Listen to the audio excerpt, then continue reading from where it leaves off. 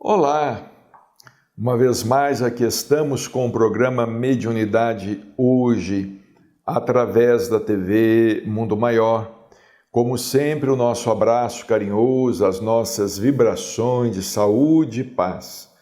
Para você e todos aqueles que nos acompanham, para os seus familiares, que Jesus possa estar sempre em seu lar.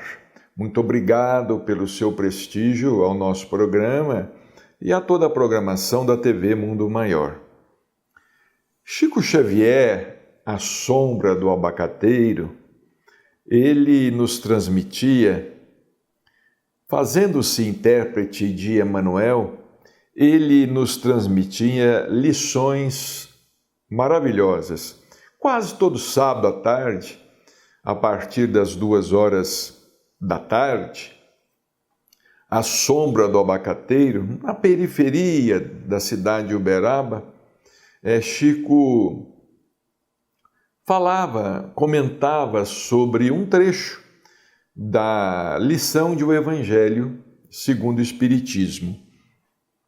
Aqui no livro de nossa autoria, Chico Xavier, a sombra do abacateiro, nós registramos a palavra do Chico no dia 2 de junho de 1984.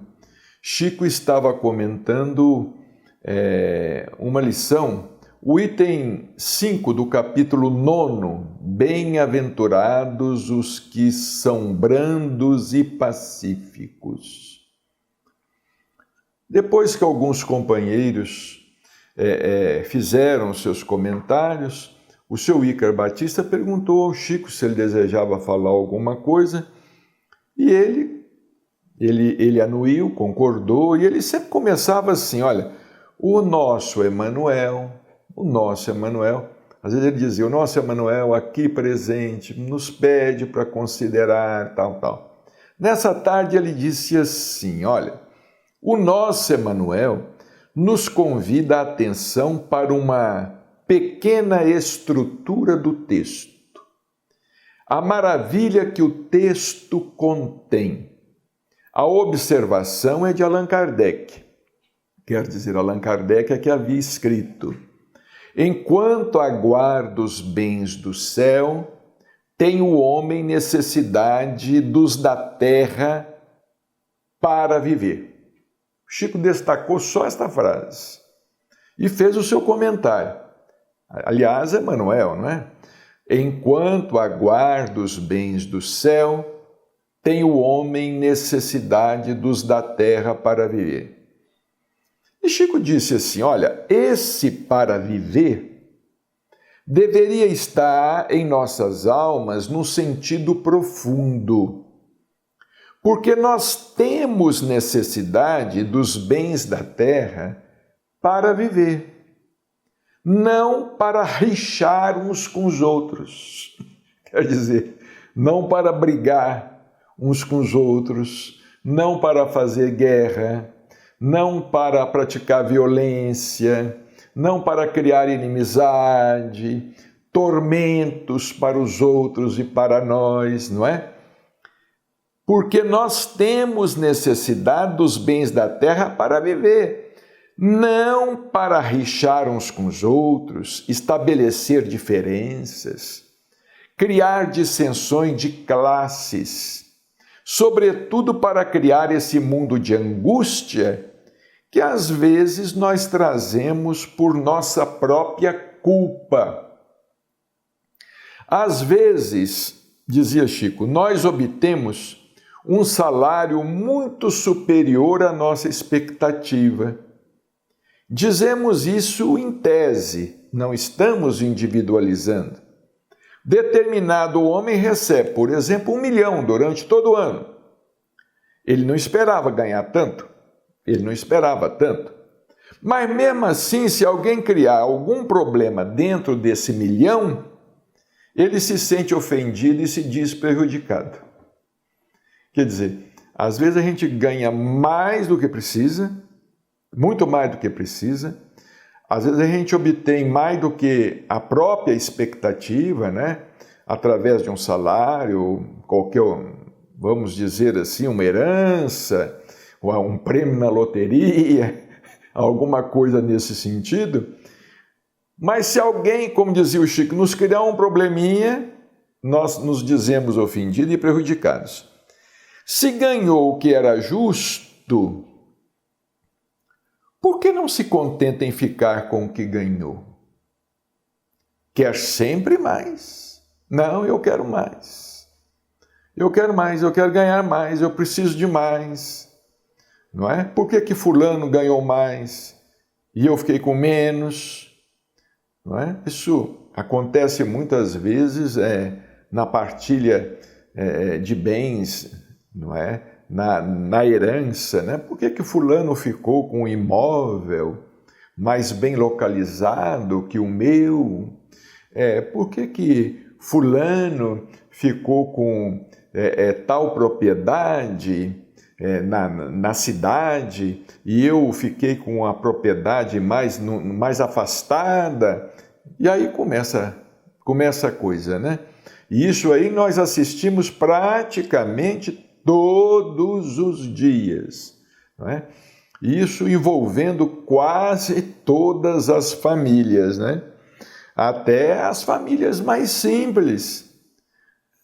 Porque aquele terreno, não é? Ele é mais bem localizado. Porque essa moto deveria ser minha e não do fulano. E aí começa, não é? Aí diz o Chico aqui, né, interpretando Emmanuel, isso obriga o governo a estimular os impostos. Na Inglaterra, por exemplo, a criatura tem um teto para pagar impostos, dizia Chico. Vamos dizer que a pessoa é observada pelo rendimento de 100 mil cruzeiros por ano, para não dizer 500 mil, 1 milhão. Nesse teto de 100 mil cruzeiros, pagará o imposto de renda.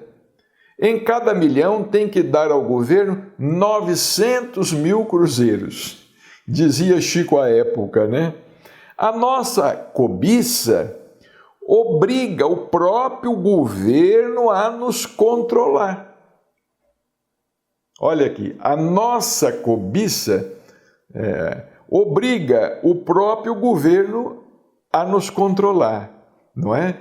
E também estimula a corrupção dos próprios governantes, né? A nossa cobiça, né? No momento, às vezes, de declarar o que temos, o que ganhamos, nós consideramos as taxas injustas, não é? E logo pensamos assim, esse dinheiro não vai ser revertido a bem da coletividade. É cobiça de um lado e cobiça de outro lado, não é? Realmente é cobiça de um lado e cobiça de um outro lado, porque às vezes a corrupção que a gente percebe nas autoridades, no governo, nas autoridades administrativas, essa corrupção acaba nos incentivando também a ser corruptos, né? Esconder os nossos ganhos, dar um jeito de camuflar o que ganhamos para pagar menos impostos, e isso vira uma bola de neve, né? Isso vira uma bola de neve. Diz aqui o Chico, né? A nossa cobiça obriga o próprio governo a nos controlar e estamos caminhando para isso. O Chico falou isso em 84, né? Hoje aí com esses computadores e supercomputadores, né? Estamos quase todos aí sempre caindo na chamada malha fina. A qualquer momento, olha aqui o que o Chico disse em 84. A qualquer momento teremos leis que nos irão fiscalizar ainda mais. E essas leis estão cada vez mais apertando a vida do cidadão. Nós não vamos aqui entrar em discussão política, em discussão econômica, em absoluto. Não é o nosso campo, não é o nosso propósito. Mas vejamos bem que isso está acontecendo. Isso está acontecendo, né? O leão do imposto de renda, ele está cada vez mais bravo, cada vez vigiando mais, não é? Quer dizer, deveria vigiar todos, né? Começar lá de cima e tudo mais. Tudo bem. Mas olha o que o Chico falou em 84. A qualquer momento teremos leis que nos irão fiscalizar ainda mais, porque não estamos sabendo receber os bens da terra para viver, mas para acumulá-los. E para acumulá-los criamos muitos perigos. E ele prosseguiu: quantas vezes vemos os problemas dos sequestros, homicídios, tudo por conta de dinheiro, ambição, né? Sequestro, e os golpes agora na internet, e os golpes no WhatsApp, né? Clonam o celular. Nossa, olha a imaginação. Se o homem, se nós, né? Se a criatura humana usasse para o bem a sua capacidade intelectual, né? Como às vezes muitos de nós usamos para o mal. Que maravilha! Olha aí uma prova aí cabal da inteligência do homem, não é?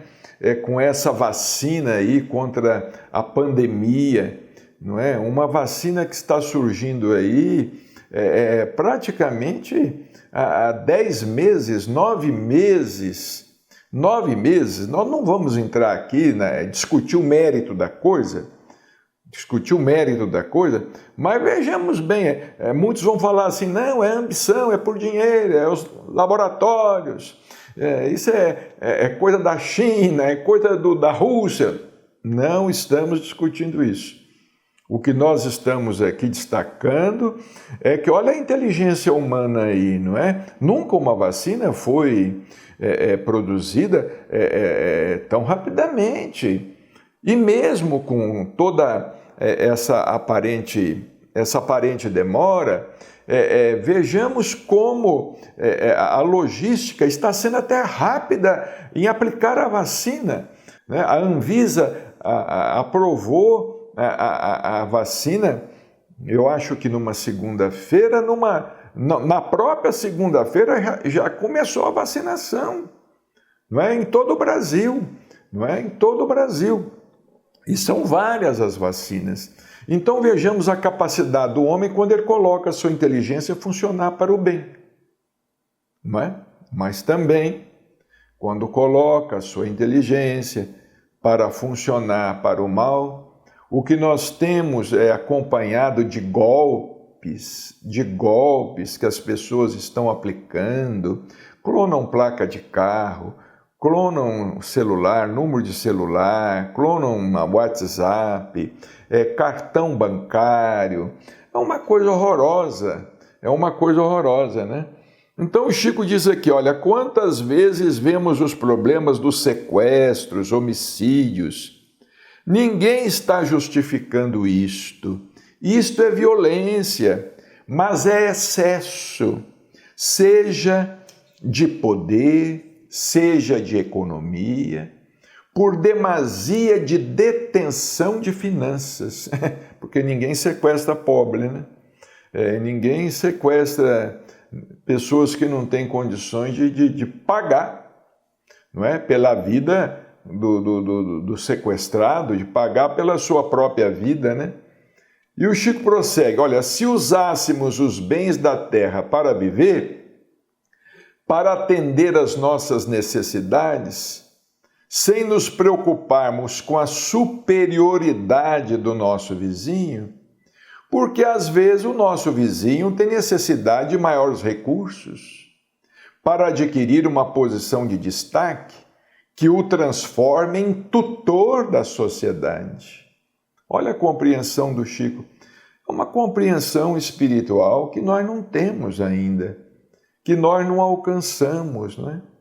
Ele diz aqui, ó, às vezes o vizinho ele tem necessidade de maiores recursos, porque ele precisa ocupar uma posição que o transforme em tutor da sociedade, não é? Às vezes ele precisa até de um avião para se movimentar, um helicóptero para se movimentar, partindo-se do princípio que ele vai se movimentar com honestidade, ou pelo menos deveria ser assim, não é? Diz o Chico aqui, olha, a mordomia é uma condição, é uma função que a pessoa recebe para ajudar os outros. Agora, essa mordomia a que hoje nos reportamos quer dizer desperdício, supérfluo. O ideal, dizia Chico, é que tenhamos algo para nos ajudar numa doença grave na família, para os medicamentos. Olha aqui, uma poupança, uma poupança para uma emergência, uma despesa extra, né? Mas não uma poupança para outra vida, né? Porque tem muita gente que às vezes está atrás do dinheiro e do dinheiro ilícito, né? Para se enriquecer, parece que por várias existências, né? Por várias encarnações. Não é? Pessoa que desencarna lá, e muita gente, não é? Essas pessoas deixam fortunas, verdadeiras fortunas, como nós temos visto aí pela imprensa, né? Pedras preciosas, diamantes, barras de ouro, alugam apartamentos para guardar o dinheiro nos apartamentos, às vezes não confiam nem nas aplicações bancárias ou nas casas bancárias, não é? E acumulando dinheiro, e de repente essa pessoa desencarna. Aí deixa tudo aí para os filhos brigarem, os netos brigarem, a família se desagregar, para incentivar aí os que vão morder na herança, não é? Vão pegar a herança, e é uma confusão muito grande, e surge um karma muito grande por conta disso. O Chico dizia que, olha, ninguém é chamado para ser mendigo, ninguém é pobre perante Deus, todos somos ricos e todos podemos trabalhar. Geralmente, aquele que se utiliza dos bens da terra para viver é respeitado pelo seu comportamento, se torna credor de uma assistência constante. Aquele que se utiliza do trabalho para viver não estimula a subversão. Olha, isso foi em 84, o Chico usou o termo subversão. Hoje, provavelmente, ele empregaria o termo corrupção, né? Aquele que se utiliza do trabalho para viver não estimula a subversão, a corrupção, a desonestidade, o furto, o roubo, não é? A propina. Hoje, infelizmente, nós estamos numa situação difícil. É por isso que surge uma pandemia, não é? Muita gente está pensando aí, mas aqueles que deveriam desencarnar pela pandemia não desencarnam, não é? Bom, é a vontade de Deus. Nós precisamos de crer na vontade divina. E tem mais, não é? Nós, às vezes, o nosso raciocínio é muito limitado. Nós nunca raciocinamos pensando na vida futura. Nós raciocinamos com um horizonte muito limitado. Raciocinamos como se esta vida fosse terminar ali e não fosse fosse continuar, não é? Por exemplo, do ponto de vista da imortalidade e da sobrevivência, às vezes, aquele que está partindo, ele está se livrando de muita coisa, espiritualmente. E aquele que está ficando, é como certa vez disse Maria Dolores, através do Chico, num poema, por que foi Jesus que foi condenado e não Barrabás? Por que Barrabás foi escolhido para ficar? Ela responde no poema, falou assim, ele precisava viver. Ele precisava viver e precisava sofrer e precisava aprender mais. Jesus já podia se libertar, já estava liberto, não é? A gente nunca pensa na desencarnação como sendo uma situação de libertação para o espírito. Não pensamos. Nós compreendemos que seja assim, não é? Nós estamos ainda muito apegados às coisas, mas do ponto de vista espiritual, do ponto de vista da doutrina espírita, na maioria das vezes, desencarnar é libertação para o espírito, não é? E aquele que permanece na Terra, ele ainda vai, às vezes, atravessar pedaços muito difíceis. Então, são coisas que nós precisamos falar, nós precisamos comentar, embora nem sempre estejamos preparados para isso, né? Às vezes nós não estamos preparados nem para ouvir uma coisa dessa, né? Que a desencarnação é libertação para o espírito. Não, mas eu queria que a minha mãe ficasse. Minha mãe desencarnou, tem uns 15 anos que minha mãe desencarnou, até hoje sinto falta de minha mãe. Eu queria que a minha mãe estivesse aqui também, aqui encarnada. Eu sei que espiritualmente estamos juntos, mas eu queria que ela estivesse aqui encarnada, né?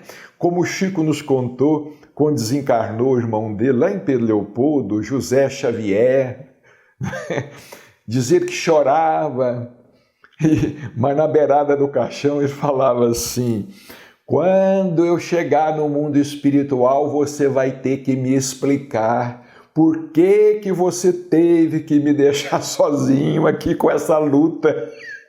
Porque o irmão dele era o companheiro dele lá no Centro Espírita Luiz Gonzaga. Praticamente na época, foi o único da família que abraçou a doutrina com ele, o José Xavier. E desencarnou logo. Ele teve um insulto cerebral, um AVC, e desencarnou. O Chico disse que falava assim, quando eu chegar aí desse outro lado, você vai ter que me explicar por que você foi embora e me deixou sozinho aqui com essa luta, não é? Nós queremos que os nossos familiares e amigos permaneçam sempre conosco, não é? E temos dificuldade de encarar a desencarnação como libertação. Às vezes nós encaramos a desencarnação como libertação, para quem está sofrendo no leito durante muitos anos, né? Está sofrendo durante muitos anos na cama, aí encaramos. Mas às vezes assim, pela pandemia, pelo vírus, a gente não encara assim, não é? Então são lições que nós vamos aprendendo aqui com o Chico Xavier, que nós temos necessidade dos bens da terra para viver, mas criamos muitos problemas com a ambição, querendo mais, sempre mais. Criamos um karma que não tem tamanho, difícil de ser resolvido e que às vezes vai envolver muito tempo para ser resolvido. Muita paz e até o nosso próximo encontro.